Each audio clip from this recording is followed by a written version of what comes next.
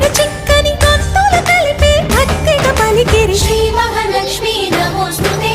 శ్రీ మహాలక్ష్మి నమోస్తుతే శ్రీ మహాలక్ష్మి నమోస్తుతే శ్రీ మహాలక్ష్మి నమోస్తుతే